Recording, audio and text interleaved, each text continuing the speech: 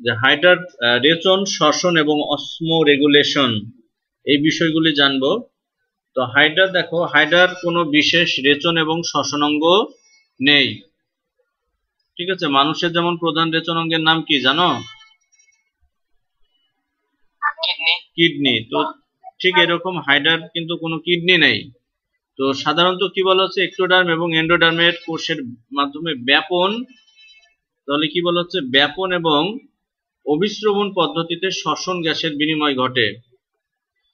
তাহলে কি বলা হচ্ছে, হাইড্রার যে এক্টোডার্ম মানে বহির্ত্বক এবং অন্তত্বকের যে কোষের মাধ্যমে, সেই কোষের মাধ্যমে কি হচ্ছে, ব্যাপন হয়।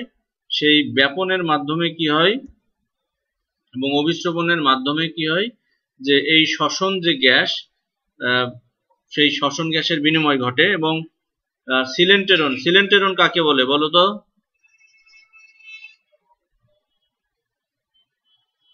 সিলেন্টেরন কি? কেরানীগঞ্জ থেকে কেউ আসো?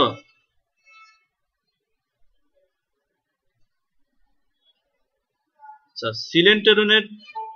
সিলেন্টেরন হচ্ছে হাইড্রার যে দেহের গহ্বর থাকে, হাইড্রার দেহের গহ্বরকে বলা হয় কি, সিলেন্টেরন। হাইড্রার দেহ গহ্বরকে বলা হয় সিলেন্টেরন। তো সেই সিলেন্টেরনের ভিতরে যে পানি থাকে, সেই পানিতেও কিছু গ্যাসীয় বিনিময় ঘটে বলে ধারণা করা হয়। তো এদের নাইট্রোজেন ঘটিত যে বর্জ্য, সেই প্রধান বর্জ্য হচ্ছে ইউরিয়া। তাহলে যদি বলা হয় ইউরিয়া কোন ধরনের পদার্থ? নাইট্রোজেন ঘটিত বর্জ্য পদার্থ। তো ওই আগের মতো একই পদ্ধতিতেই কি হয়, দেহ থেকে কিন্তু এই ইউরিয়াও বহিষ্কৃত হয়। তবে পদচাকতির গ্যাস্ট্রোডার্মিসের কিছু কোষ রেচন পদার্থ জমা করে এবং একটি অস্থায়ী ছিদ্রের মাধ্যমে দেহের বাইরে নিক্ষেপ করে বলে ধারণা করা হয়। হাইড্রার কোনো অসমো রেগুলেটরি অর্গান নেই। মানুষের কি কোনো অসমো রেগুলেটরি অঙ্গ আছে? হ্যাঁ, মানুষের কি কোনো অসমো রেগুলেটরি অর্গান আছে? আছে স্যার। মানুষের অসমো রেগুলেটরি অর্গানের মধ্যে কিডনি অন্যতম। ঠিক আছে, যেটাকে আমরা বলছি বৃক্ক, সেই বৃক্ক কিন্তু অসমো রেগুলেটরি অর্গান হিসেবে কাজ করে। তুমি এখন অসমো রেগুলেশন জানার আগে জানতে হবে যে অসমো রেগুলেশনটা কি, এটা জানো? দেহের ভিতর লবণ এবং পানির, দেহে লবণ পানির যে ভারসাম্য রক্ষার কৌশল, সেই ভারসাম্য রক্ষার কৌশলকে বলা হয় অসমো রেগুলেশন। অর্থাৎ দেহে লবণ পানি বলতে বিশেষ করে কি বলা যায়, যে খনিজ যে পদার্থ রয়েছে, সেই খনিজ পদার্থগুলির ভারসাম্য রক্ষার যে কৌশল, সেই কৌশলকে বলা হচ্ছে অসমো রেগুলেশন। আর এই অসমো রেগুলেশন উন্নত প্রাণীদের ক্ষেত্রে যদি মানুষের কথা বলি, তাহলে সেই অসমো রেগুলেশনের ভূমিকা পালন করে কে, কিডনি। তো হাইড্রার ক্ষেত্রে এরকম কোনো অসমো রেগুলেটরি অর্গান নাই। তো এই জন্য এদের দেহে কিভাবে পানি এবং আয়ন সম্মত নিয়ন্ত্রিত হয় তা আজও কি অজানা রয়েছে। তো এখন যদি বলা হয় যে হাইড্রার দেহের যে গ্যাসীয় পদার্থ বিনিময় হয়, সেই গ্যাসীয় পদার্থ বিনিময়ের কয়টি পদ্ধতি আছে? দুইটি। একটা হচ্ছে ব্যাপন, আরেকটি হচ্ছে কি অভিস্রবণ। আবার ঠিক একই পদ্ধতির মাধ্যমে সে কি করে, দেহের ভিতর যে সকল বর্জ্য পদার্থ সৃষ্টি হয়, সেই বর্জ্য পদার্থগুলি কিন্তু দেহের বাইরে মানে বহিষ্কৃত করে বা নিষ্কাশন করে। তো এই ক্ষেত্রে কি বলা হচ্ছে, যে আরেকটি বিশেষ কথা বলা হচ্ছে, যে হাইড্রার যে পদচাকতি রয়েছে, সেই পদচাকতির যে গ্যাস্ট্রোডার্মিস, গ্যাস্ট্রোডার্মিস কি বহির্ত্বক না অন্তত্বক? গ্যাস্ট্রোডার্মিস অন্তত্বক। তাহলে এই যে অন্তত্বকের ভিতর কিছু কোষ থাকে, যে কোষগুলি কি করে, রেচন পদার্থ জমা করে রাখে। জমা করে রাখার পর তারপরে সে পদচাকতির কাছে কি হয়, ছিদ্র তৈরি করে অস্থায়ী, সেই ছিদ্রের মাধ্যমে এই পদার্থগুলি দেহের বাইরে কি করে, নিষ্কাশন করে। আচ্ছা, এখন দেখি আমরা হাইড্রার যে স্নায়ুতন্ত্র, সেই স্নায়ুতন্ত্রগুলি কি কেমন। তো দেখো, নিম্ন শ্রেণীর প্রাণীদের মধ্যে দুর্বল প্রকৃতির স্নায়ুতন্ত্রের বিকাশ হাইড্রাতে তথা নিডেরিয়ান প্রাণীতে প্রথম দেখা যায়। তাহলে এরা হচ্ছে নিম্ন শ্রেণীর জীব। পরিফেরা তার থেকেও নিম্ন শ্রেণীর জীব। তো এই নিম্ন শ্রেণীর জীব হিসেবে এদের দেহের ভিতর কি দেখা যায়, যে দুর্বল প্রকৃতির যে স্নায়ুতন্ত্র, সেই স্নায়ুতন্ত্র দেখা যায়। অনিয়ত আকার স্নায়ুকোষ থেকে স্নায়ুতন্ত্র বের হয়ে স্নায়ুজালক গঠন করে। আমরা গতদিন যখন পড়াইলাম যে সংবেদী কোষ ছিল, সেই সংবেদী কোষ থেকেও কি তন্তুর মতো অংশ বের হয়। সেই তন্তুগুলো যে অনিয়ত আকৃতির স্নায়ুকোষ তার সাথে যুক্ত হয়েছিল, যুক্ত হয়ে এই তন্তুগুলো একটার সাথে আরেকটা যুক্ত হয়ে কি করে, পাশের চিত্রে দেখো যে জালের মতো গঠন করে। ঠিক আছে, এদের স্নায়ুতন্তুগুলো একজন বা ডেন্ড্রনের মতো নয়। আমরা জানি স্নায়ুতন্ত্রের প্রলম্বিত কিছু অংশ থাকে যেগুলিকে বলা হচ্ছে একজন এবং ডেন্ড্রন বা ডেনড্রাইট। তো এই একজন ডেন্ড্রন মানুষের যে স্নায়ুকোষ সেখানে কিন্তু ভালোভাবে পরিলক্ষিত হয়, কিন্তু এদের ক্ষেত্রে এরকম কোনো যে একজন ডেন্ড্রন দেখা যায় না। ঠিক আছে, ডেনড্রাইট দেখা যায় না, এবং এরা কোনো সাইনাপস গঠন করে না। সাইনাপস কি, এটা কে বলবা? এটা কেউ বলবা কাকে বলে সাইনাপস? আচ্ছা, ভেরি গুড। দুইটা নিউরনের যে সংযোগ স্থল, সেই সংযোগ স্থলকে বলা হয় সাইনাপস। তো এদের ক্ষেত্রে এরকম কোন সাইনাপস কিন্তু গঠিত হয় না। হাইড্রার ক্ষেত্রে কোন সিনাপস সাইনাপস একই জিনিস। ঠিক আছে, দুইটাই সঠিক। সাইনাপস বা সিনাপস একই জিনিস। তো এরকম সিনাপস বা সাইনাপস গঠন করে না। এদের মেসোগ্লিয়ার উভয় পার্শ্বে একটি করে স্নায়ুজালক বিদ্যমান। যদি বলা হয় হাইড্রার স্নায়ুজালক কোথায় থাকে, মেসোগ্লিয়ার উভয় পার্শ্বে একটি স্নায়ুজালক এপিডার্মিস এবং অন্যটি গ্যাস্ট্রোডার্মিসের সাথে যুক্ত থাকে। একটি যুক্ত থাকছে বহিঃত্বকে, আরেকটি স্নায়ুজালক যুক্ত থাকে অন্তত্বকে, এবং মুখছিদ্র ও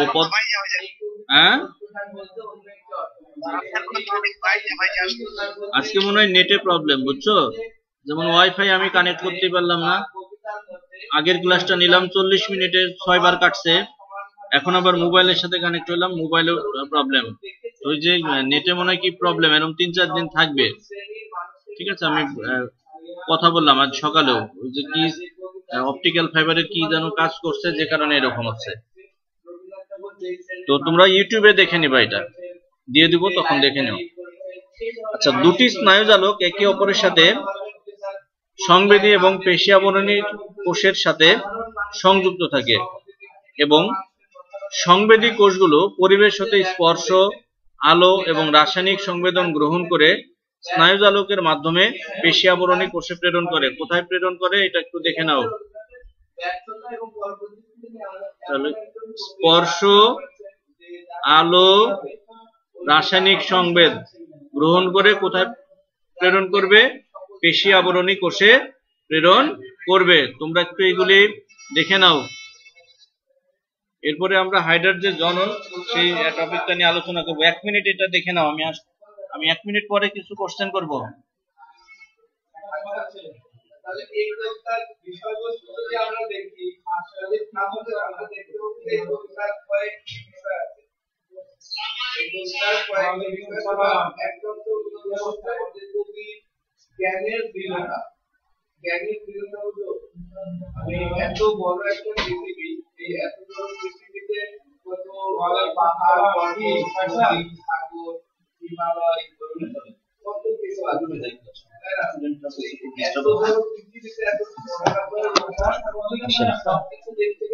কিছু বুঝছো পড়াটা পড়ে?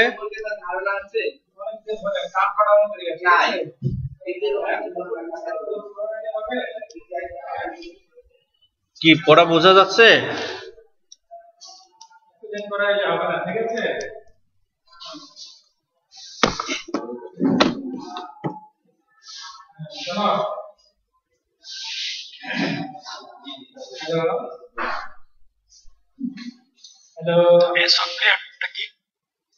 আচ্ছা, এখন আমরা জানবো হাইড্রার যে জনন, সেই জনন সম্পর্কে। ঠিক আছে, কথা শুনতে পাচ্ছ এখন? তোমরা কি কথা শুনতে পাচ্ছ?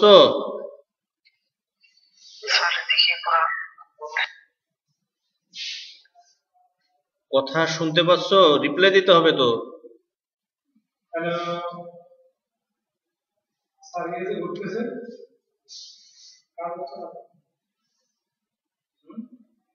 ডিসকানেক্ট হয়ে গেছে।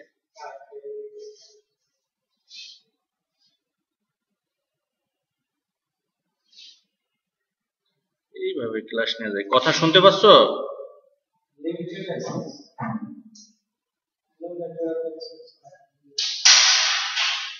এই স্টুডেন্টরা, তোমরা কথা শুনতে পাচ্ছ?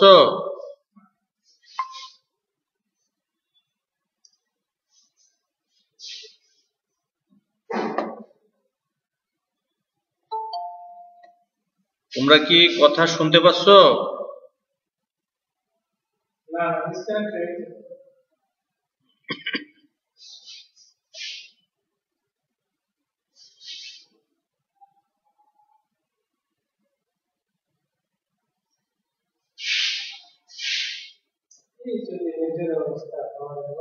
কথা শুনতে পাচ্ছ তোমরা?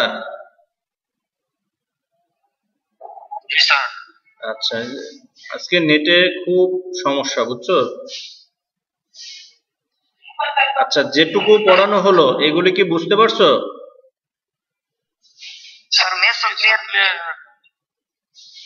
হ্যাঁ, মেসোগ্লিয়া হচ্ছে হাইডার যে বহির্ত্বক আছে, সেই বহির্ত্বক এবং অন্তত্বকের মাঝখানে অকোষীয় জেলির মতো যে অংশটা দেখা যায়, সেই অংশটাকে বলা হচ্ছে কি মেসোগ্লিয়া। তো এখন আমরা দেখি হাইডার জনন। এটা অনেক সময় আসে, বিশেষ করে এমসিকিউ কোশ্চেনগুলো এখান থেকে অনেক বেশি আসে।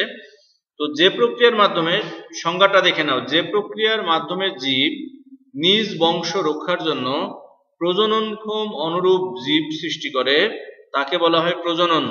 কি বোঝা গেছে?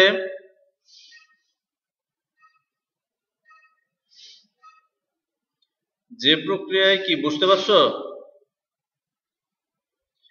যে প্রক্রিয়ায় জীব নিজ বংশ রক্ষার জন্য প্রজননক্ষম অনুরূপ জীব সৃষ্টি করে তাকে বলা হয় প্রজনন। তো প্রজনন প্রতিটি প্রাণীর স্বাভাবিক জৈবিক প্রক্রিয়া, এবং হাইড্রাতে দেখো দুই ধরনের প্রজনন সৃষ্টি হয়, মানে প্রজনন প্রক্রিয়া দেখা যায়। একটি হচ্ছে অযৌন প্রজনন, আর একটি হচ্ছে যৌন প্রজনন। কি কি? অযৌন প্রজনন এবং কি? হ্যাঁ, তো আমরা গত দিন বলেছি, যদি প্রকৃতিতে খাবারের পরিমাণ অনেক বেশি থাকে, কি হয়? প্রকৃতিতে যদি খাদ্যর পরিমাণ বেশি থাকে, তো তখন হাইড্রা কি করে? অযৌন জনন পদ্ধতির মাধ্যমে বংশ বৃদ্ধি করে। অযৌন জনন পদ্ধতির মাধ্যমে কি করে? বংশ বিস্তার করে। তো এই, হ্যাঁ, প্রাণীর যে জনন পদ্ধতিতে কোনো জনন কোষ উৎপন্ন হয় না তাকে বলা হয় অযৌন জনন পদ্ধতি। তো অযৌন জনন পদ্ধতি কয় ধরনের দেখো তো? অযৌন জনন কত প্রকার? দুই প্রকার। Very good. হ্যাঁ, তো এই দুই ধরনের মধ্যে প্রথমে আমরা যেটি শিখব সেটি হচ্ছে মুকুলোদ্গম বা কুড়ি তৈরি বা বাডিং এর মাধ্যমে বংশ বিস্তার। কি বলছি? মুকুলোদ্গম বা কুড়ি সৃষ্টির মাধ্যমে কিভাবে বংশ বিস্তার করে দেখো। লেখা পরে দেখি, আগে ছবি দেখে বুঝাই দিই। প্রথম চিত্রটা দেখো, ক নাম্বার যে চিত্র। তো এই যে মুকুল তৈরি, গাছে যেমন শাখা প্রশাখা ডালপালা হয়, তো এরকম আমরা কিন্তু একটা শাখা দেখতে পাচ্ছি, মুকুল দেখতে পাচ্ছি। তো এই মুকুলোদ্গম হচ্ছে হাইড্রার স্বাভাবিক অযৌন জনন পদ্ধতি। মুকুলোদ্গম কি? হাইড্রার স্বাভাবিক অযৌন জনন পদ্ধতি। তো এক্ষেত্রে কি হয়, যখন প্রকৃতিতে খাবারের পরিমাণ বেশি থাকে, তখন কি হয়? তখন হাইড্রা তার দেহের যে ইন্টারস্টিশিয়াল কোষ, কোষের বিভাজন ঘটায়। বিভাজন ঘটিয়ে কি করে দেখো পদচাকতির ঠিক উপরে ক নাম্বার চিত্র দেখো, পদচাকতির উপরে একটা ছোট্ট স্ফীত টিউমারের মতো দেখা একটা অংশ তৈরি করে, কুড়ি গঠন করে। এরপরে কি হয়, এই কুড়িটি কি হয় ধীরে ধীরে বৃদ্ধিপ্রাপ্ত হয়ে নলাকার আকৃতি ধারণ করে, বৃদ্ধিপ্রাপ্ত হয়ে কি ধারণ করে, নলাকৃতি ধারণ করে। এবং 3 নাম্বার যে চিত্র গ নাম্বার চিত্রে দেখো এই নলাকৃতির যে অংশটা সৃষ্টি হলো, তো মাতৃহাইড্রার যে সিলেন্টেরন থাকে, মাতৃহাইড্রার সিলেন্টেরন এই যে অপত্য নতুন যে শাখার মতো দেখতে যে হাইড্রাটা সৃষ্টি হলো, শিশু যে হাইড্রাটা, অপত্য হাইড্রার মধ্যে কি হয় মাতৃহাইড্রার সিলেন্টেরন প্রবেশ করে। এরপরে কি হয় যে কোর্সিকা এবং অন্যান্য যে অঙ্গাণুগুলি, সেই অঙ্গাণুগুলি কি হয় অপত্য বা নতুন যে হাইড্রাটা বা শিশু যে হাইড্রাটা, সেই হাইড্রাটাই সৃষ্টি হয়। এবং এই শিশু যে হাইড্রাটা 3 নাম্বার গ নাম্বার চিত্রে দেখো, এই শিশু হাইড্রা কি করে মাতৃ হাইড্রা থেকে সে কি করে পুষ্টি পদার্থ সঞ্চয় করে ধীরে ধীরে বৃদ্ধিপ্রাপ্ত হয়। এবং যখন বৃদ্ধিটা বৃদ্ধিপ্রাপ্ত যখন সম্পূর্ণরূপে শেষ হয়ে যায়, তখন কি করে মাতৃহাইড্রার সাথে যে জায়গায় অপত্য হাইড্রাটা সংযুক্ত থাকে সেই সংযোগ স্থলে একটা খাঁজ তৈরি হয়। গ নাম্বার চিত্রে দেখো সেই খাঁজ বরাবর কি হয় অপত্য হাইড্রাটা মাতৃহাইড্রা থেকে বিচ্ছিন্ন হয়ে যায়, বিচ্ছিন্ন হয়ে স্বাধীনভাবে কি করে সে জীবন যাপন করে। তো আমরা একটু পড়ে দেখি যে এটি হচ্ছে হাইড্রার একটি সাধারণ বলতেও পারি, আবার বলতে পারি স্বাভাবিক প্রজনন পদ্ধতি, অযৌন জননের স্বাভাবিক পদ্ধতি। এটা যখন খাদ্যর প্রাচুর্য, বিশেষ করে গ্রীষ্মকালে কি হয় প্রকৃতিতে প্রচুর খাবার থাকে, এবং প্রকৃতিতে যখন প্রচুর খাবার থাকে তখন কি হয় হাইড্রার দেহে মুকুলোদ্গম ঘটায়। যখন প্রকৃতিতে খাবার বেশি থাকে তখন কি হয় হাইড্রার দেহে এই মুকুল উদ্গম তৈরি হয়। তো মুকুল উদ্গম কিভাবে তৈরি হয় আমরা একটু দেখে নিই। প্রক্রিয়ার শুরুতে দেহের মধ্যাংশ বা নিম্নাংশের কোন স্থানের এপিডার্মাল ইন্টারস্টিশিয়াল কোষ দ্রুত বিভাজিত হয়। ক নম্বরে কি লিখছে যে প্রক্রিয়ার শুরুতে দেহের মধ্যাংশ বা নিম্নাংশ, তাহলে কোন অংশ মধ্যাংশ বা নিম্নাংশের কোন স্থানের বহির্ত্বকের বা এপিডার্মাল ইন্টারস্টিশিয়াল কোষ দ্রুত বিভাজিত হয়ে একটি ক্ষুদ্র স্ফীত তৈরি করে। ক নম্বর চিত্রে দেখো এই যে এইটা হচ্ছে সেই ক্ষুদ্র চিত্র, এই স্ফীত অংশ। তারপরে কি বলছে এই ক্ষুদ্র যে স্ফীত অংশ এটি কি হয় ক্রমান্বয়ে বৃদ্ধি পায়, বৃদ্ধি পেয়ে ফাঁপা নলাকার মুকুল বা কুড়িতে পরিণত হয়। তাহলে দেখো এই ক নম্বর চিত্রে স্ফীত অংশ তৈরি করলো, তারপরে দ্বিতীয় অংশে এসে কি হলো এই স্ফীত অংশ দেখো বৃদ্ধি পেয়েছে, বৃদ্ধি পেয়ে নলাকার অংশে পরিণত হয়েছে। এবং এই নলাকার অংশের পর্যায়ক্রমে দেখো বহির্ত্বক, তারপরে মেসোগ্লিয়া এবং অন্তত্বক বা গ্যাস্ট্রোডার্মিস সৃষ্টি হয়। তারপরে কি হবে, তারপরে যে কাজটি হবে এই যে মাতৃপ্রাণীর, তাহলে এই যে বড় যে প্রাণীটা আমরা এখানে দেখতে পাচ্ছি এটা হচ্ছে মাতৃপ্রাণী, এই যে এই বড় হাইড্রাটা হচ্ছে মাতৃপ্রাণী। এই মাতৃপ্রাণীর দেহের ভিতর যে গহ্বর ফাঁকা জায়গাটা থাকে সেটাকে বলা হয় সিলেন্টেরন। সেই সিলেন্টেরন কি হবে মুকুলের কেন্দ্রে প্রসারিত হবে, অর্থাৎ এই যে শিশু যে হাইড্রাটা তৈরি হচ্ছে এই শিশু হাইড্রার দেহে কি হবে মাতৃহাইড্রার যে সিলেন্টেরন ছিল সেটা ধীরে ধীরে প্রবেশ করবে। তারপরে কি দেখো পরের ধাপে মুকুলটি, অর্থাৎ এই যে শিশু যে হাইড্রাটা, এই শিশু হাইড্রা কি করবে মাতৃপ্রাণী হতে পুষ্টি গ্রহণ করবে, পুষ্টি গ্রহণ করে কি হবে বৃদ্ধিপ্রাপ্ত হবে এবং শীর্ষ প্রান্তে এই যে দেখো শীর্ষ প্রান্তে কি তৈরি করবে মুখছিদ্র তৈরি করবে, হাইপোস্টাম তৈরি করবে এবং কোর্সিকা তৈরি করবে। গ নাম্বার চিত্রে দেখো এই যে এই জায়গাটায় এখানে কি হবে মুখছিদ্র তৈরি করবে, হাইপোস্টাম তৈরি করবে এবং কোর্সিকা কিন্তু আমরা দেখতেই পাচ্ছি গ নাম্বার চিত্রে কোর্সিকা তৈরি করবে। তারপরে 4 নম্বরে দেখো এ সময় মাতৃপ্রাণী এবং মুকুলের সংযোগ স্থানে এই যে এই জায়গাটায় 1 নম্বরে একটি খাঁজ তৈরি হবে এবং এই খাঁজ বরাবর কি হবে, অপত্য যে প্রাণী সেই প্রাণীটি মাতৃহাইডা থেকে বিচ্ছিন্ন হয়ে যাবে। বিচ্ছিন্ন হয়ে তারপরে কি হবে, এই অপত্য বা শিশু যে হাইড্রাটা সেই হাইড্রা স্বাধীনভাবে জীবনযাপন শুরু করবে। এটা বুঝতে অসুবিধা আছে কার, বলো? এটা কি বুঝছো?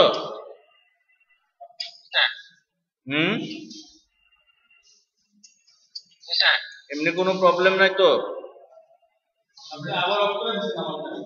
ওকে, এবার দেখি বিভাজন। বিভাজন হচ্ছে হাইড্রার হচ্ছে কি অস্বাভাবিক প্রজনন পদ্ধতি। হাইড্রার যে অযৌন প্রজনন, যেটি হচ্ছে মুকুল তৈরির মাধ্যমে বংশ বিস্তার করে, সেটি হচ্ছে স্বাভাবিক প্রজনন পদ্ধতি।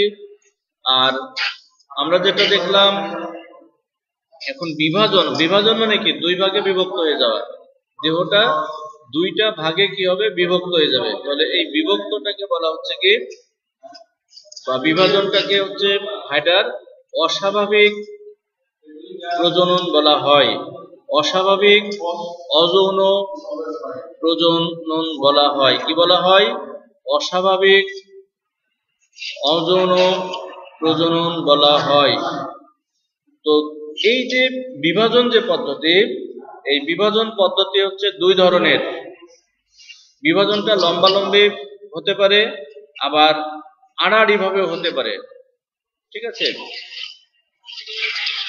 তো এই যে বিভাজনের ক্ষেত্রে কি হয়, ইন্টারস্টিশিয়াল কোষ বিশেষ ভূমিকা পালন করে। অর্থাৎ তুমি যদি হাইড্রাকে কেটে দুইটা ভাগ করে ফেলো, তাহলে দুইটা অংশ থেকে কি করবে, দুইটা হাইড্রা তৈরি হয়ে যাবে। এবং ইন্টারস্টিশিয়াল কোষ কি করবে, দ্রুত হারিয়ে যাওয়া যে অংশগুলি, সেই হারিয়ে যাওয়া অংশগুলি সৃষ্টি করবে। সৃষ্টি করে কি হবে, পূর্ণাঙ্গ হাইড্রায় পরিণত করবে। এটা কি বোঝা গেছে?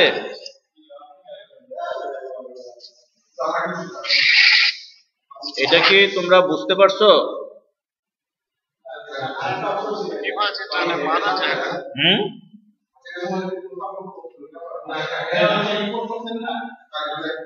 আচ্ছা, এখন আমরা দেখি অযৌন যে প্রজনন, সেই প্রজনন সম্পর্কে। এটা শেষ করতে পারবো? আচ্ছা, শুরু তো করি। আচ্ছা শোনো, হাইড্রার যে যৌন জননটা আজকে যদি শুরু করি, শেষ করতে দেখি আল্লাহ ভরসা। তাহলে যে প্রাণীর যে প্রজনন পদ্ধতিতে দেখো জনন কোষ অর্থাৎ শুক্রাণু এবং ডিম্বাণু সৃষ্টি হয়, তাকে বলা হচ্ছে কি যৌন জনন। প্রাণীর যে প্রজনন পদ্ধতিতে জনন কোষ সৃষ্টি হয় তাকে বলা হচ্ছে যৌন প্রজনন। তো অধিকাংশ হাইড্রা একলিঙ্গ প্রাণী, তবে কিছু প্রজাতির হাইড্রা কিন্তু উভলিঙ্গ। অর্থাৎ একটা প্রাণীর দেহে মেল এবং ফিমেল যে রিপ্রোডাক্টিভ অর্গান সেটি কিন্তু থাকতে পারে। তো এখানে দেখো শরৎকালের শেষে ভিন্ন ভিন্ন প্রাণীর দেহে অস্থায়ীভাবে শুক্রাশয় এবং ডিম্বাশয় সৃষ্টি হয়।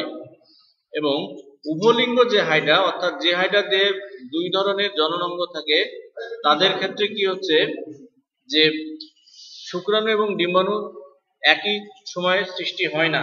অর্থাৎ যদি শুক্রাশয় থেকে শুক্রাণু তৈরি হয়, তাহলে ওই একই সময়ে ডিম্বাশয় থেকে ডিম্বাণু তৈরি হবে না। এবং না হওয়ার কারণে হাইড্রাই কিন্তু স্বনিষেক হয় না। যদি বলা হয় হাইড্রাই স্বনিষেক হয় না কেন, তাহলে বলতে হবে যে শুক্রাশয় এবং ডিম্বাশয় থেকে একই সময়ে দুই ধরনের জনন কোষ তৈরি হয় না, যে কারণে হাইড্রাই স্বনিষেক হয় না। তো হাইড্রার যৌন প্রজনন তিনটি প্রধান ধাপে সংঘটিত হয়। কয়টি?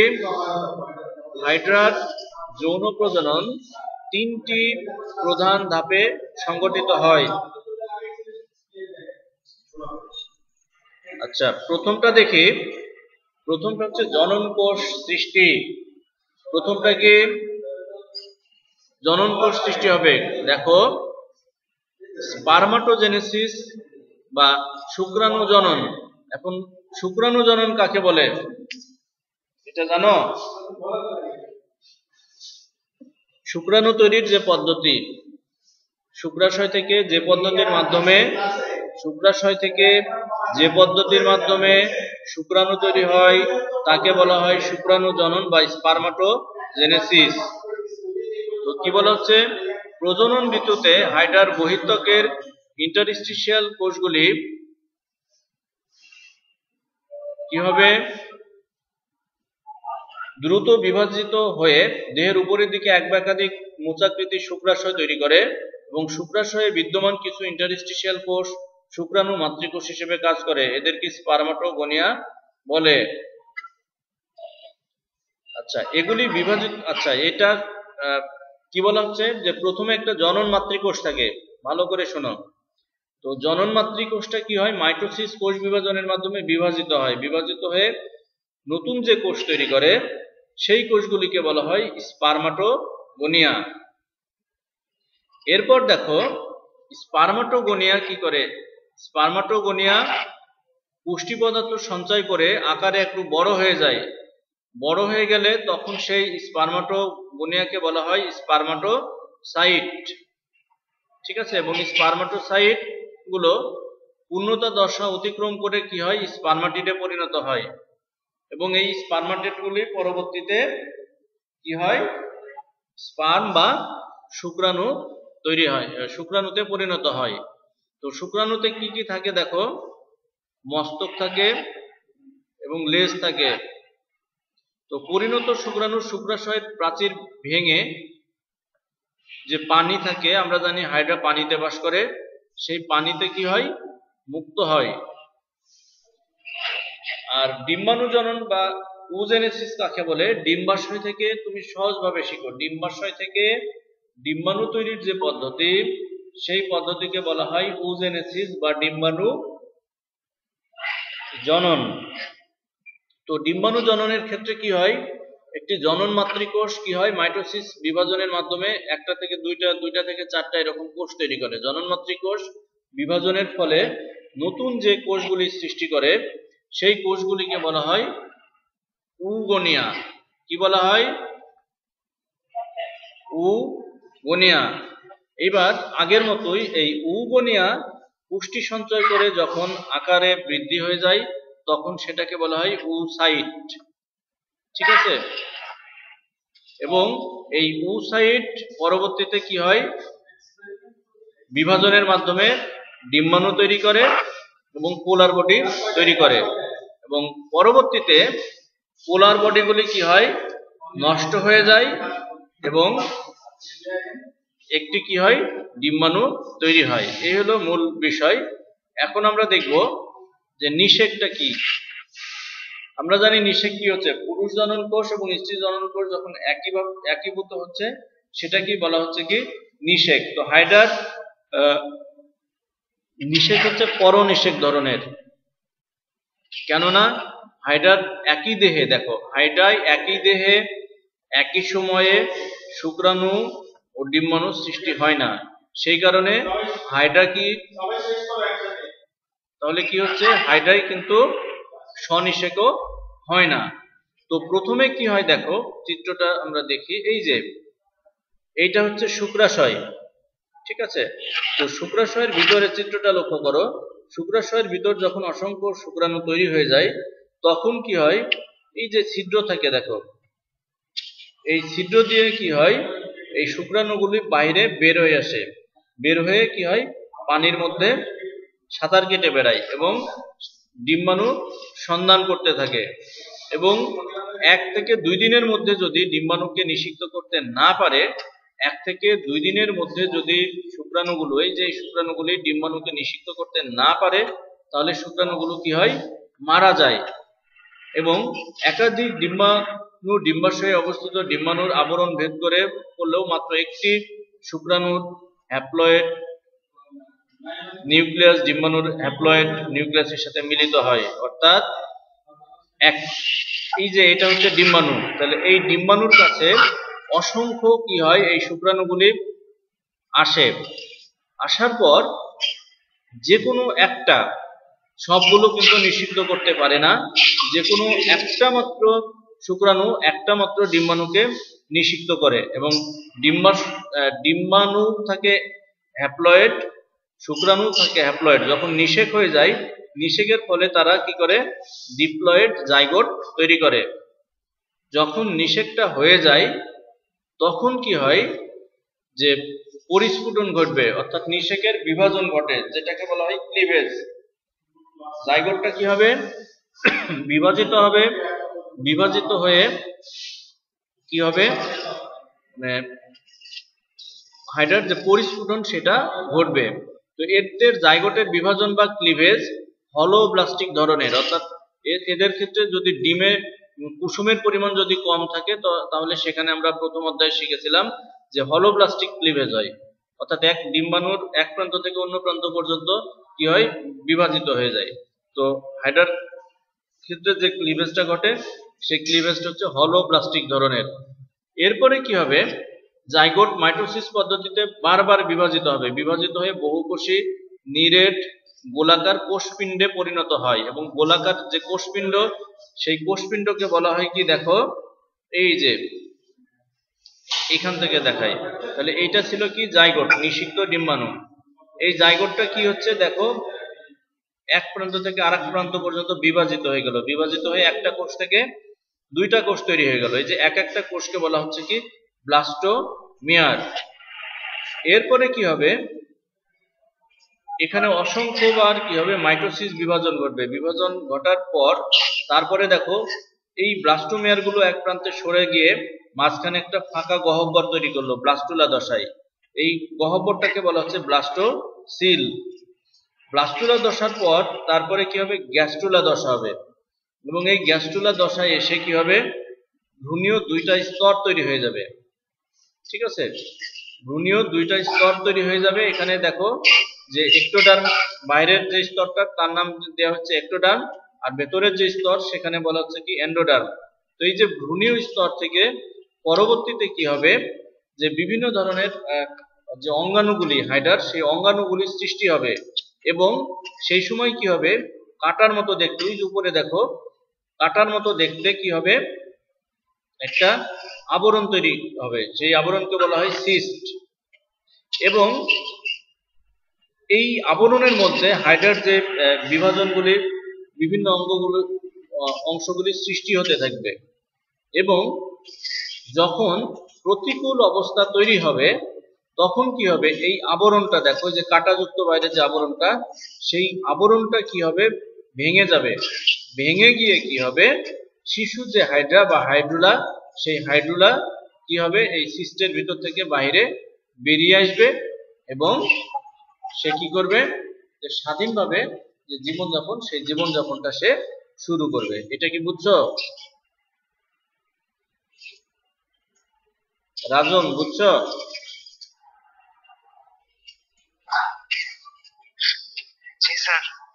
আচ্ছা, এটা হচ্ছে আর একটু বইটা পড়তে হবে, পড়লে তারপরে মানে যে কনসেপ্ট সেটা ক্লিয়ার হবে। তো আমরা একটু দেখে নিই। এটাই ছিল হাইড্রার হচ্ছে যে যৌন জনন, সেই জনন। তো ব্লাস্টুলার কথা বললাম, যে ফাঁপা গোলাকার ভ্রূণে পরিণত হয়, এই দশটাকে বলা হচ্ছে ব্লাস্টুলা। আর কোষগুলিকে বলা হয় ব্লাস্টোমিয়ার। এবং কেন্দ্রের ফাঁপা যে গহ্বর সেটাকে বলা হচ্ছে ব্লাস্টোসিল।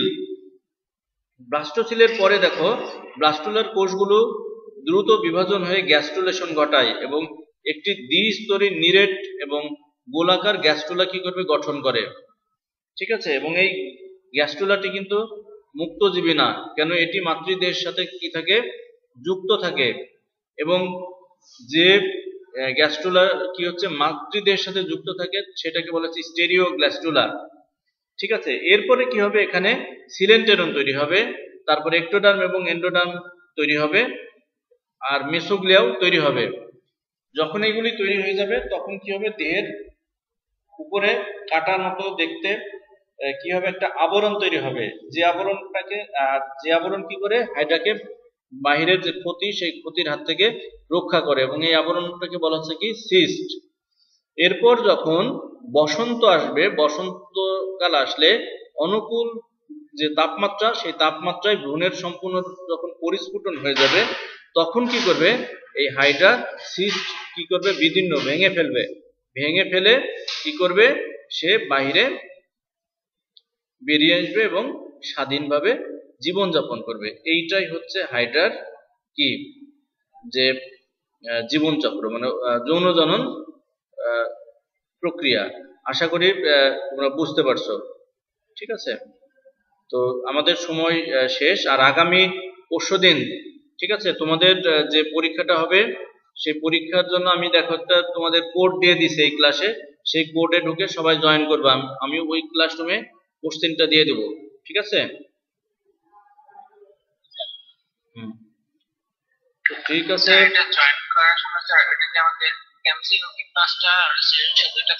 হ্যাঁ হ্যাঁ, তো তোমাদের বলে দিই, সৃজনশীল থাকবে আমার অংশ থেকে একটা, বোটানি অংশ থেকে একটা, আর আমার এমসিকিউ থাকবে দুইটা, বোটানি থেকে থাকবে তিনটা। ঠিক আছে, তো তোমরা সবাই ওই গ্রুপ, ওই ক্লাসরুমটাই অ্যাড হয়ে যাবে, আমার পার্সোনাল যে রুমটা, ওখানেই তোমরা খাতাগুলি সেন্ড করবা। ঠিক আছে, আর তোমাদের সিলেবাসটাও কিন্তু আমি দিয়ে দিচ্ছি। হ্যাঁ হ্যাঁ, আর সিলেবাস তোমাদের আমি একটু ছোট করে দিচ্ছি, যেহেতু দুইটা অংশ। তোমরা তোমরা কি করবা, শুধুমাত্র পরিফেরা থেকে পর্দাটা পর্যন্ত যে 9টা পর্ব, এই 9টা পর্ব একেবারে A to Z ভালো করে পড়বা। পর্দাটার শুধু বৈশিষ্ট্য পর্যন্ত, পরে যে শ্রেণীতে নিয়ে আছে উপপর্বগুলো পড়ার দরকার নাই। ঠিক আছে, এই 9টা পর্বের ভিতর থেকেই কোশ্চেন আসবে, সবাই ভালো করে পড়বা। হ্যাঁ বলো। যেখানে সাবমিট করো সেটা তো আপনার গুগল ক্লাসরুমে অ্যাড নাই, এটা তো বলছি তো আপনাকে। তোমার ওখানে আমি বললাম না যে আমি তোমাকে অ্যাড করতে পারছি না, এবং এখানে অ্যাড হচ্ছে না, ওখানে বলছে যে অ্যাড করা যাচ্ছে না, কি কারণে আমি বুঝলাম না।